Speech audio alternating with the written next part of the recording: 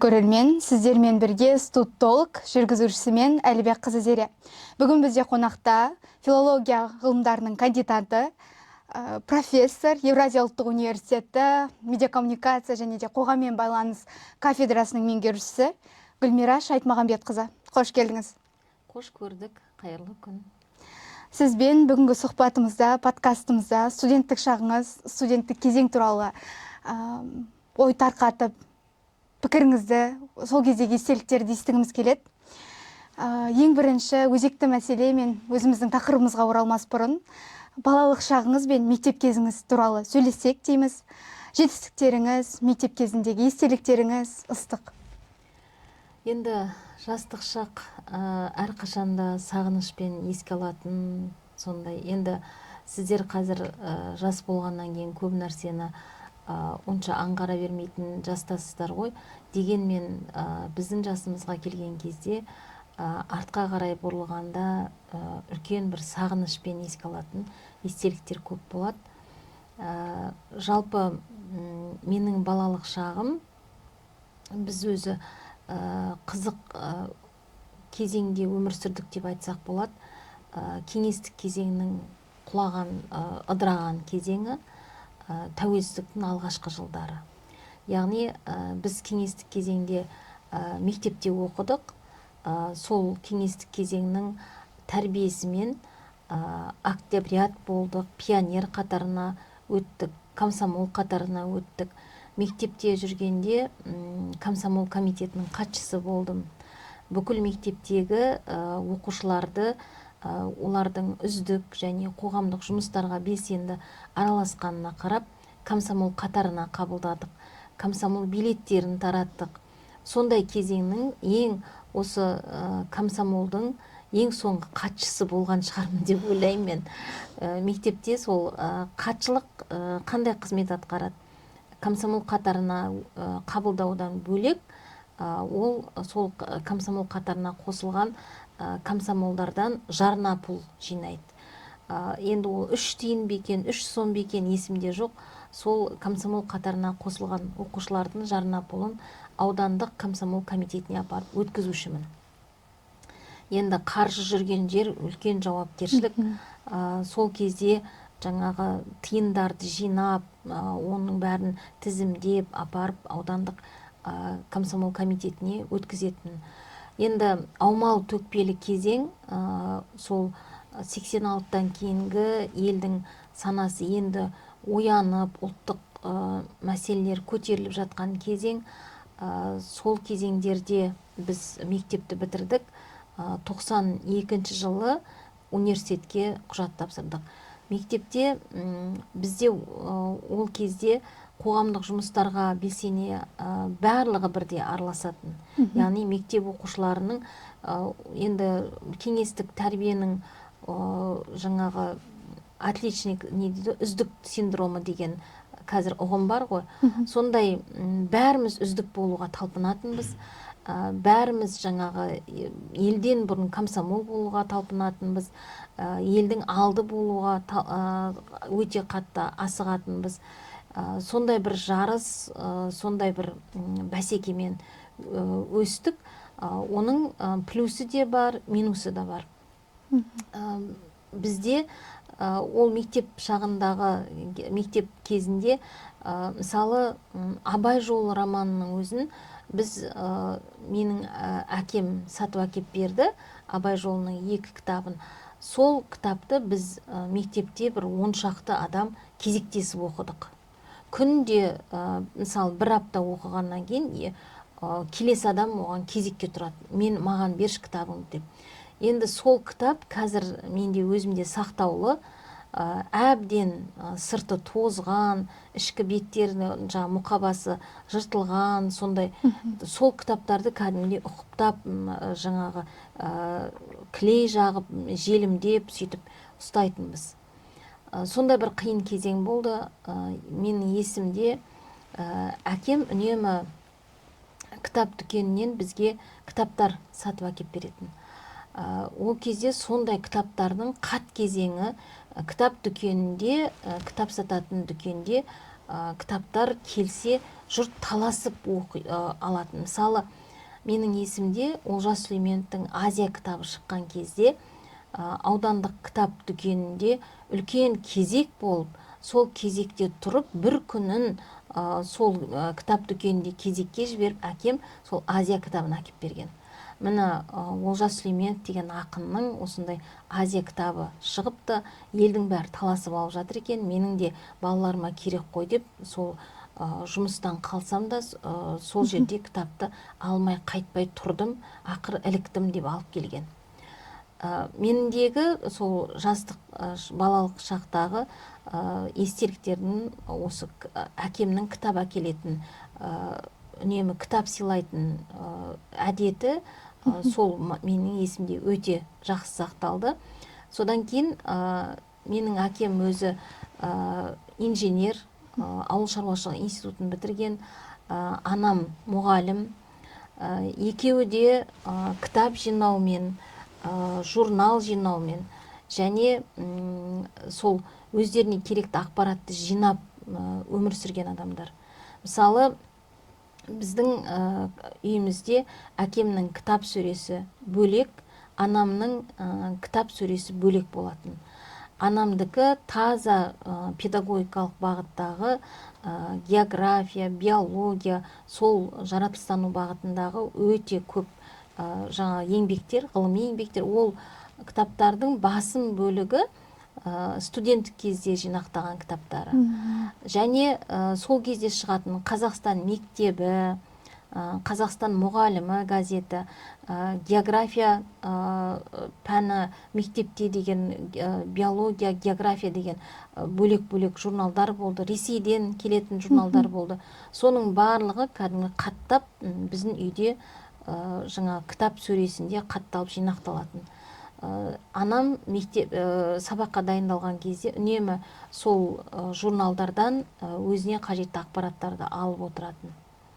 Біздің балалық шақтың ең керемет естелігі деп осы ол кездегі құндылық кітап жинау және сол кітапты бір-бірімізбен кезектесіп оқу болатын. Көркем шығармалар шындығы керек ол кітап жаңа дүкендерде көп тұрмайтын, тез алып кететін.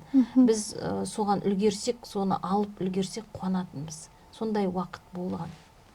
Негізі адам болмысының қалыптасуында жаңағыдай ата-анасынан көргені, адамның жеке өмірінің қалыптасуы мен болашағының құрылымы құрылар кезде ата-анасынан алған тәлім-тәрбиенің, көргенінің ерекше мәні бар деп ойлаймын. Сіздің дәрісіңізде, әрдайым сіздің дәрісіңізде болған кезде, жылы сөздеріңізбен, осындай естеліктеріңізді естіген кезде үнемі балалық шағыңыз, студенттік кезеңіңіз қалай өтті екен, біздің мұғаліміміз нені оқып, қандай кезеңдерді бастан өткерді екен деп өз басым ойлайтынмын. Шыны керек қуаныштымын осындай жауап естігеніме. Енді студенттік шағыңызға кезек бұрсақ, жалпы біздің кезең мен сіздердің кезеңдеріңіздің айтарлықтай айырмашылығы үлкен. Себебі заман басқа болды. Қазір бізде жасанды интеллекттің, жалпы цифрлық кезең деп айтсақ болады. Үнемі киноларды ата-анамыздың аузынан естісек те, өткен ескі фильмдерді көрсек те, жастардың таласып, тармасып, тізімнен өз аттарын іздеп жатқан кезеңдерді көреміз. Журналистика факультетіне келген кезде, алғаш грант мүмкін ұтқан кезде, сол кездегі сезіміңіз, ішкі толқыныңыз қандай болды? Біздің 92 жылы оқуға қабылдандық. Біз ол кезде талапкерлердің барлығы емтихан тапсырады. Ақылы негізде оқу деген мүлдем жоқ. Емтиханды тапсырып, біз 3 кезеңнен тұратын емтихан болды. Бірінші шығармашылық емтихан, ол жерде шығарма жаздық. Сосын журналистика факультеті Әл-Фараби атындағы Қазақ ұлттық университетінде ғана бар. Журналист болам деген адам, ол бала кезден бастап газет журналмен араласу керек. Оның портфолиосы, сіздер қазір айтасыздар портфолио деп. Оның жарық көрген мақалаларының кәдімгі біз альбом жасап алып баратынбыз. Сонда мен өз мектеп қабырғасында жүргенде аудандық газетте, облыстық газетке, ол кезде бәріміздің жабылып жаңағы хат жіберетін ұлан, балдырған басылымдарына біз мақалаларымыз жариялап, сол портфолионы жинадық. Сосын ол шығармашылық емтиханға бару үшін сол альбомның безендірілуіне дейін мән бердік. Яғни көрген адам сол біздің шығармашылығымызға қатысты өзінің пікірін, көзқарасын жазу жақсы жаңағы пікірде қалсын деп оның сыртқы безендірілуіне де мән бердік. Мысалы, ол кезде компьютер жоқ, ол кезде туш деген болады. Тушпен жаңағы трафаретке салып әдемілеп жазады. Соны біздің ауылда тек музыка пәнінің мұғалімі ғана солай жаза алатын. Сол мұғалімге барып, мен осындай емтиханға дайындалып жатырмын, менің альбомым сыртына әдемілеп жазып беріңізші, әсемдеп деп солай жазып дайындалдық. Шығармашылық емтиханда Темірбек Қожекеев, қазіргі мынау дәстүрлі журналистикадағы көптеген мыңдаған шәкірттердің ұстазы Темірбек Қожекеевке барып шығармашылық емтихан тапсырдық. Журналистикаға келген мақсатың не, қандай мақалаларды қалай жаздың, қандай тақырыптарды жаздың, сондай өткір сұрақтар қойды. Егер ол сұраққа мүдірмей жауап берсеңіз, өтесіз, мүдірмей жауап бере алмасаңыз, сол жерден бірден үйіңізге қайтарады. Одан кейінгі емтихандар қазақ тілінен болды, барлығы ауызша, барып билет алып, сосын орнымызға отырып дайындалып, одан кейін тарихтан болды. Енді тарихқа келгенде біз шын мәнісінде өте қатты қиналдық. Өйткені біз мектепте дүниежүзі тарихын өттік және КПСС тарихын өттік. Яғни біз өзіміздің Қазақстан тарихын өтпедік. Және университетке студент болып түскеннен кейінде біз сол алғашқы курстарда КПСС тарихын, мысалы 92 жыл бірінші курсқа түскен кезде бізге КПСС тарихы болды. Біз не ұлттық тарих, шынын айтқан кезде, не ұлттық тарихымызды толық дұрыс оқымадық, не жаңағы кеңестік тарихты жіліктеп дұрыс оқи алмадық. Соның көп салдары болды. Біз бірінші жаңа курсқа КПСС тарихынан, емтиханнан жаңағы төмен балл алып қалдық. Төмен, және біздің курсымыз осы эксперименталды курс болды, яғни бакалавриат, магистратура, докторантура бізден басталып кетті. Яғни тәуелсіздіктің алғашқы жылдарында сол баллон процесіне бірден жаңағы қазақстандық білім беру жүйесі еніп кетті. Сол мән жайды білген де жоқпыз, және сол процестің ең алғашқы эксперимент жасаған курсы біз болдық. Біздің курста 50-ге жуық студент оқуға түсті, және бізді бірден оқуға түскен кезде бағыт-бағытқа бөліп тастады. Яғни газет журналистері, халықаралық журналистер, баспагерлер және телерадио журналистер деп бөліп тастады. Сол бөліп тастау әр 5 топқа бөлініп, сол 5 топ сол бойынша оқып маманданып шықтық. Яғни газет журналистерінің өзі баспасөз тарихына және жаңағы әдеби редакциялау бағытына қарай бөлінді. Осындай бағыттар бойынша оқып шықтық. Студенттік кездің қызықтары өте көп. Біз жоқшылықты да көрдік студенттік кезде. Сол кезде студенттердің арасында бір аңыз болатын. Сессияның кезінде міндетті түрде жаңа ашаршылық болады, енді жейтін дым қалмайды. Содан кейін студенттердің арасында осындай, мысалы, қазір сіздерге киімді де, кез келген керек заттарыңызды смартфоннан тапсырыс беріп алдыра аласыз, үйіңізге дейін әкеп береді. Бізде ондай мүмкіндік болған жоқ. Бізде өте қат болды. Мысалы, менің есімде осы ерлерге арналған костюм сатып жатты дүкенде. Сонда ол кезде Шымкент қаласының Восход деген фабрикасы бар. Сол фабриканың костюмдері өте жаңа сұранысқа ие. Студент кезімізде сол бір жаңа жанымыздағы тұратын құрбымыздың ағасы сол костюмдерді алып сатар ретінде жаңағы дүкеннен алып басқа жерге барып сату үшін бізді бірнеше қызды апарып кезекке қойды. Біз дүкеннен солай кезекпен зат алатынбыз. Содан кейін азық түліктің барлығы талонмен беріледі. Мысалы жаңағы күніне жаңағы Қазақ ұлттық университетінің тамақтану орталығы бар, асханасы үлкен. Сол асханаға бізге бір айға жететін талон береді. Сол талонды біз ұқыптап күніне бір рет қана тамақ ішіп, солай ұқыптап жаратуымыз керек. Бірақ оны кейде енді журналистер болғаннан кейін біз күнде жаңағы бір күні ренжіп шығамыз, бір күні сабақтан қуанып шығамыз, бір күні өте бір жақсы баға алған сәттеріміз болады.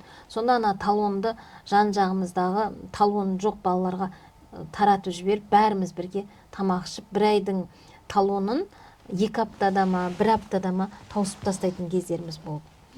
Сосын бізде сабақ берген нағыз журналистиканың корифейлерінен сабақ алдық деп айтады едім. Мысалы, Темірбек Қожекеев, Амантай Шәріп, Бауыржан Жақып, Бауыржан Омарұлы, Мұхтар Құл-Мұхамед бізге сабақ берді. Серік Абдраимов сабақ берді. Ермек Аманшаев сабақ берді. Өмірхан Абдыманұлы сабақ берді. Осы кісілердің әр қайсынан біз әрбір адамнан, ұстазымыздан өзімізге қажетті қасиеттерді ала алдық деп ойлаймын. Мысалы, Абдулхамид Мархабаев менің өте керемет есімде қалды. Өте мейірімдет, фантаз жазушы, үнемі жаңағы сол кісінің фантастикалық шығармаларындағы айтылған ойлардың барлығы қазір іске асып жатыр. Мысалы, ол кісінің кезінде ғарыштық, ғаламдық мәселелерді айтқан кезде сол көркем шығарманы оқып тұрып, шынында да қияли екен деп ойлайтынбыз, бірақ соның барлығы шындыққа айналды. Камал Смайылдан дәріс алдым. Ол кісі үнемі бізбен сұхбаттасып отырып, дәл қызық естелік Камал Смайыл мен Шерхан Мұртаза қаталысып жатқан кез. Сол кезде Камал Смайыл бізге сабақ беріп, бізбен сұхбаттасып отыр. Қалай балалар, ауылдың жағдайы қалай деп. Сонда біз жаңағы аудиторияда отырған бірнеше студент ауылдағы жағдайды айттық. Ол кезде жалақы төлей алмайды адамдар, ақша жоқ. Мысалы, малы көп адамдар өзінің жаңағы ауылындағы жас отбасыларға күн көріс үшін әрі қамқорлық, әрі жұмыс күші деп оларға малдарын бақтырады екен де, және оған жалақы ретінде сол қой, жаңағы сиыр, сондай мал түрінде береді екен. Соны естіген Камал аға ол келесі бір хатында Шерханға осы нәрсені айтты. Шерхан, сен білесің ба, біздің ауылдарда, қазақ ауылдарында қазір бай мен кедей деген ұғым қалыптасып келе жатыр екен деп. Енді мұның барлығы сол тәуелсіздіктің алғашқы жылдарындағы кеңестік кезеңде біз жоспарлы экономикамен өмір сүрдік қой. Мысалы, бір 90-ның егін егетін болса, осы 90-дағы егіннің өнімін 2 есе алу керек деген тапсырма береді. Оны 3 есе егін өнімін алады. Енді ол ар жағында қалай алынып жатқанын ол зерттеу керек. Дегенмен мына жоспар мынанша қабылданып еді, оны 2 есе, 3 есе орындады деп еңбек ерлері шығып жататын, және еңбек адамдарын өте қатты дәріптейтін ол кезде. Енді сол кезеңнен бірден нарықтық экономикаға ауысып кеттік. Нарықтық экономикаға ауысқан кезде бүкіл жаңа кімнің, Асылхан Мамашұлының жаңа қилы кезең деректі фильмдерінде осы нәрсе айтылады. Мүлдем жаңағы Мәскеуден келетін, одақтан келетін көмектің бәрі тоқтатылады. сол кезде кәдімгідей дағдарыс басталады. Және жекешелендіру және мына ненің нарықтық экономикаға көшкен бетте бірден бүкіл дүние зат жекешеленіп кетеді. Тіпті сенсеңіз сол кезде мына шырпының өзі, от жағатын шырпының өзі қат заман болды.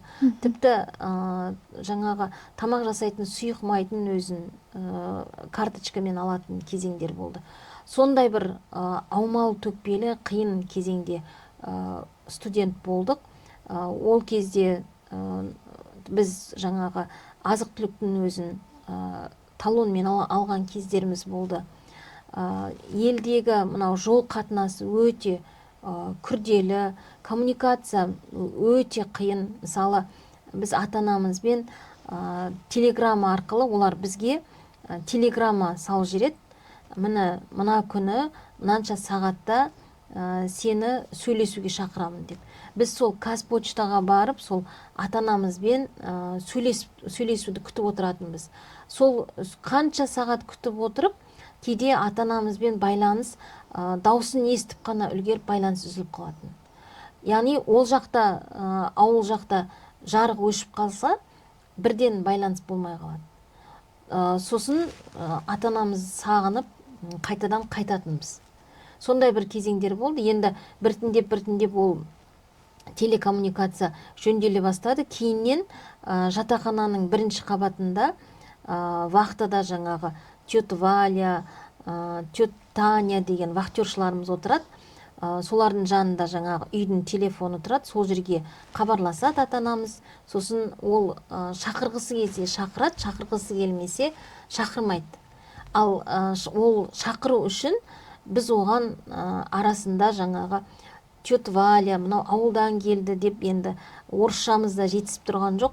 Соны әйтеуір орыстың апайларын сылап сипап, бізді телефонға анамыз хабарласса шақырыңызшы деп өтініш айтып, сөйтіп сөйлесіп тұратынбыз.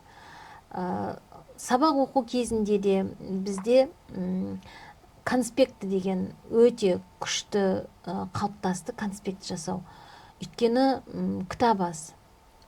Біз кітаптың көбісін кеңестік кезеңдегі ресейлік ғалымдардың кітаптарынан қазақ тіліне аударма жасаймыз. Мысалы, таңертең сабаққа барамыз, түсте сабақтан шығамыз, біз бірден университеттің кітапханасына да қанағаттанбай, жаңа жатақханаға келе салып, ол кездегі біздің негізгі жаңа дастархан мәзірімізде қант, нан, сосын шай ғана болатын. Енді анда-санда сарымайдың өзі рама деген маргарин, сондай немен біздің мәзірімізде сондай ғана заттар болатын. Тамақты енді қыз баласы болғаннан кейін әйтеуір барынша ыстық тамақ жасауға тырысамыз. Сол нан мен суды іше салып кітапханаға асығатынбыз. Кітапханаға барып, жаңағы мысалы сатирадан Дмитровскийдің кітабын, Прохоровтың кітабын, кәдімгідей Здоровейганың кітабы, ұлттық кітапханада бір ғана кітаптар болатын. Сол Здоровейганың слово тоже сделама, сондай кітабы бар еді. Сол кітапты кәдімгідей тапсырыс беріп, ол бәлен студентте екен, 3-ші залда, 4-ші залда, немесе ғалымдардың залында десе, біз соны күтетін, біз қашан өткізеді деп, ана кітапханашылардан сұраймыз, қайта, ана кітапты қашан алып келеді, неше күнге жаңағы кейінге шегерілді ол кітап, енді біз кезектесіп оқуға болады ма деп, солай әкелеміз, содан кейін оны отырып бөліп аламыз. Мысалы, 5-ші беттен 10-ші бетке дейін мен аударам, 10-ші беттен 15-ші бетке дейін жанымдағы құрбым аударады. Солай отырып аударып конспект жасайтынбыз. Темірбек Қожекеевтің өте жаңағы принципшіл ұстазы ғой. Ол кісінің бір несінде, сабағында конспектімізді тексеріп отырған кезде кітаптың мұқабасының түсіне дейін сұрады. Мына Дмитровскийдің кітабының түсі қандай? ана кітаптың түсі қандай, мына кітаптың түсі қандай деп сұрайды. Оқыдыңдар Біз сонда ма? конспектті жасап отырып, кітаптың түсін дәптеріміздің шетіне жазып кетеміз.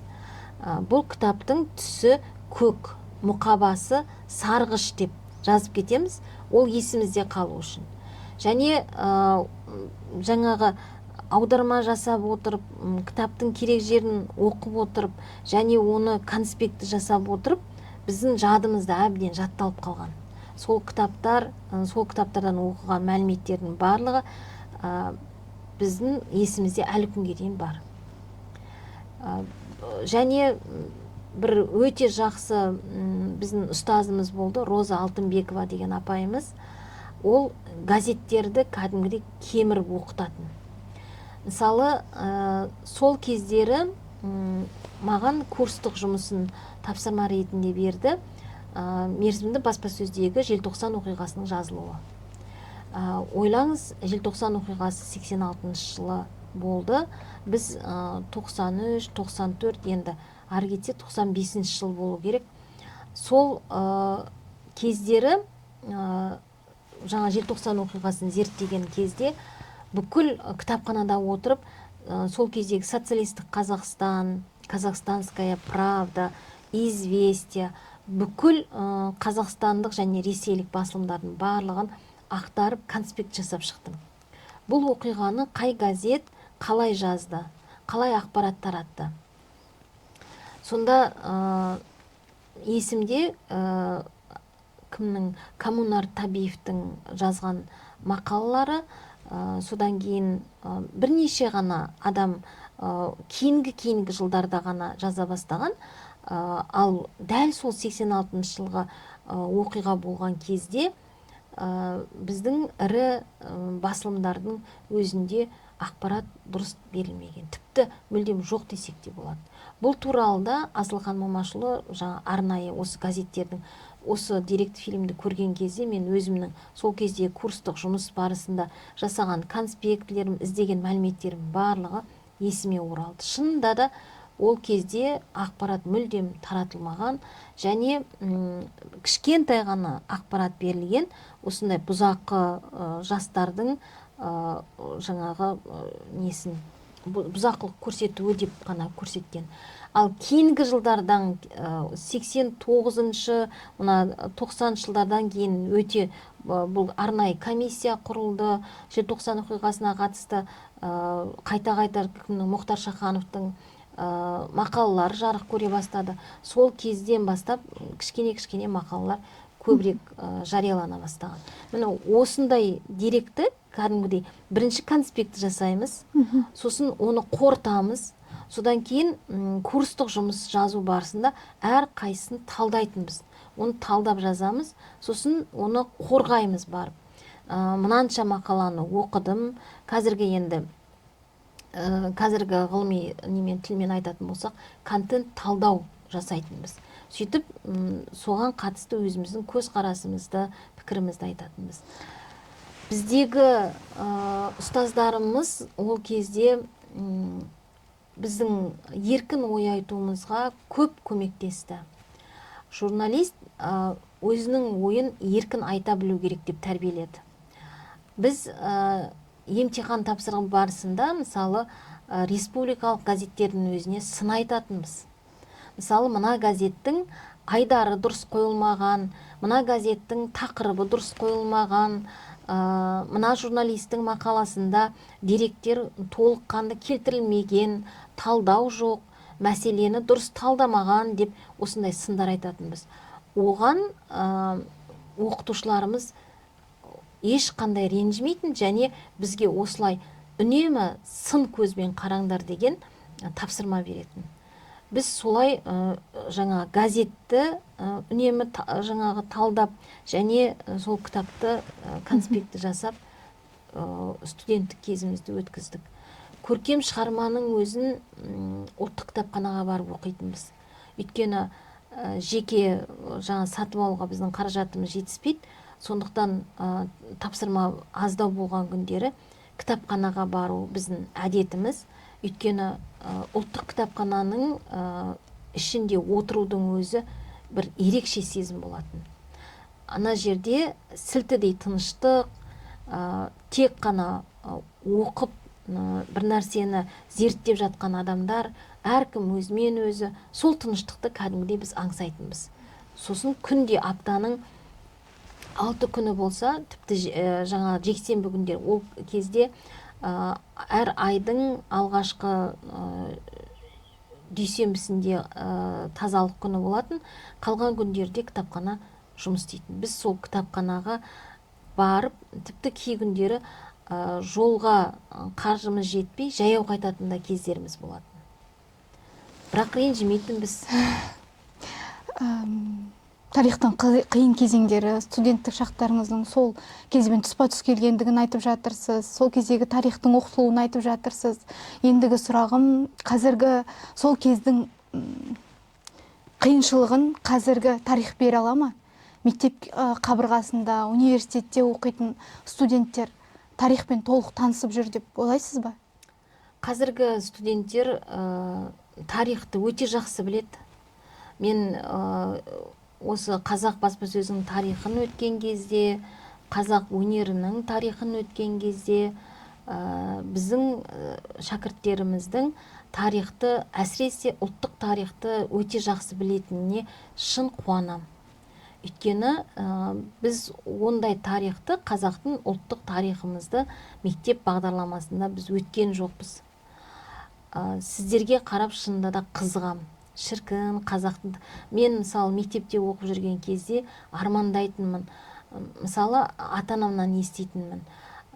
Орысша оқыған, қазақ тобында оқыса да, олар орыс тілінде емтихан тапсырған, қатты қиналғандарын айтатын. Сонда олардың қиналғандарын, ана конспект дәптерлерін көрген кезде бүкіл конспектілері орыс тілінде болатын олардың. Емтиханды да орыс тілінде тапсыратын. Өйткені олардың оқытушылары сол еврей және орыс ұлтынан болған. Сонда мен іштей армандайтынмын. Шіркін, мені студент болған кезде бәрі қазақша болса екен деп армандайтынмын. Шынымен арманыма жеттім. Өйткені біз студент кезімізде бүкіл қазақ бөліміне түстік. Қазақ тілінде білім алдық, қазақ тілінде жауап бердік. Тіпті әлем әдебиетінің өзін біз Морозова деген апайымыз болды. Сонда түсінігімізді қазақша айтайықшы деп өтініш айтқан кезде рұқсат беретін. Ең бастысы шығарманы оқысаң болды дейтін. Сосын біз жаңағы шығарманы қазақша мазмұндап беретінбіз.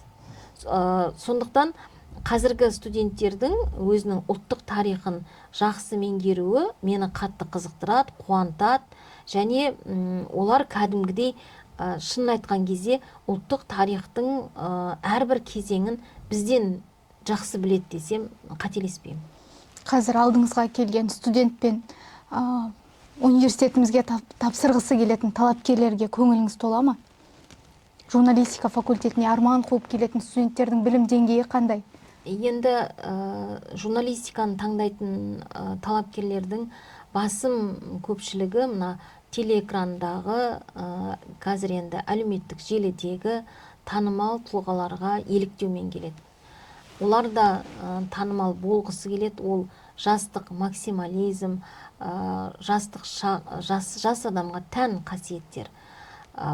Танымал болғысы келмейтін адам жоқ шығар қазір, елдің бәрі танымал болғысы келеді. Бірақ сол танымалдылық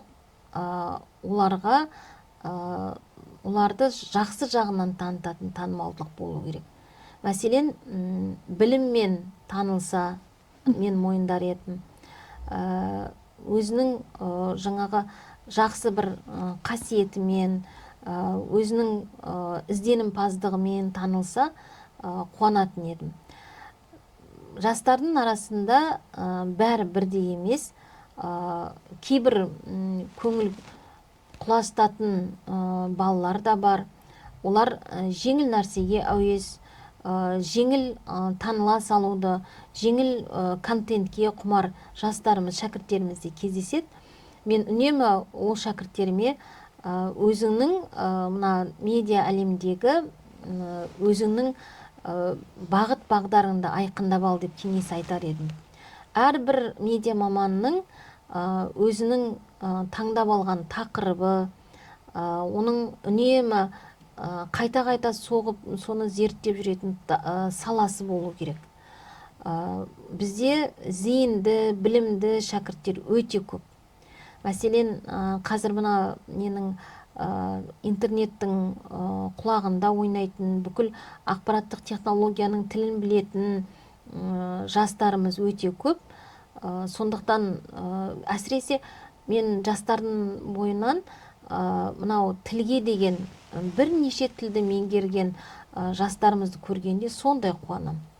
Жастардың білімге деген құштарлығы қуантады. Кітап оқымайды деген жаңсақ пікір. Қазір үлкен кісілер айтып жатады, кітап оқымайды деп. Меніңше, мен бұл пікірмен келіспеймін.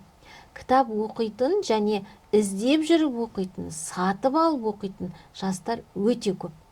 Өйткені қазіргі жастар білімнің ешқандай сатылмайтын инвестиция екенін түсінген. Және саналы түрде олар өзін дамытуға, өзін басқалардан ерекше көрсетуге, ол үшін ең басты білімнің құндылығы өте маңызды екенін жақсы түсінген жастар бізде өте көп. Мен сол жастармен сұхбаттасқан кезде кәдімгідей қуанып, марқайып отырам. Не деген керемет, егер біздің қазақтың әрбір жасы бірнеше тілді меңгеріп, бүкіл әлемнің түкпір-түкпіріндегі жаңалықтан хабардар болып, және сол білген ақпаратын бірнеше тілде таратып отырса, онда біздің медиамызда, біздің елімізде керемет дамитын еді. Болашағынан үміт күттіретін студенттеріңіз көп болсын, еңбегіңіз әрқашан еленсін.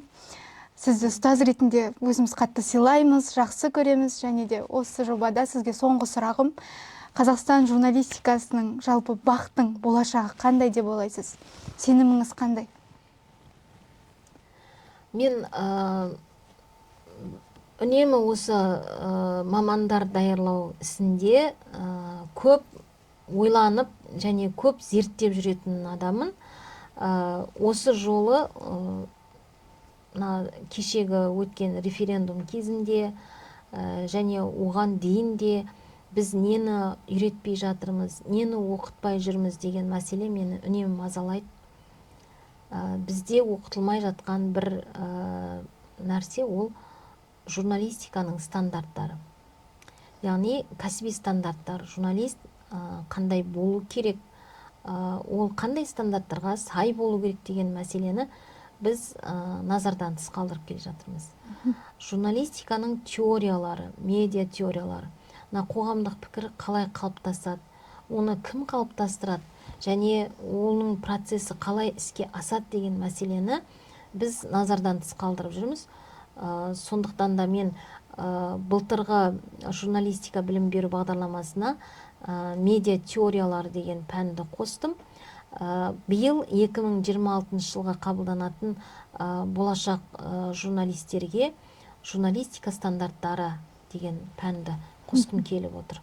Өйткені кәсіби стандарттарды білген журналист ол ешқашан жалған ақпарат таратпайды, және ол біреудің қолшоқпары болмайды. Білікті, білімді журналист принципшіл болу керек, өзінің кәсібіне өте адал болу керек. Сонда ғана біз этиканы да сақтаймыз, құқықты да сақтаймыз, және нағыз жаңағы деректер, шынайы деректер жарыққа шығады. Бүгінгі подкасттың жалпы сценарийін жазған кезде соңғы жағына ойын форматын қосқымыз келді, болды болмады деген. Десек те сұрақтарды қазір сізге қоюға кішкене ұялып отырмын, бірақ қояйын. Сабақтан болды болмады ойына, сабақтан қашқан сәт болды ма? Болды, болды.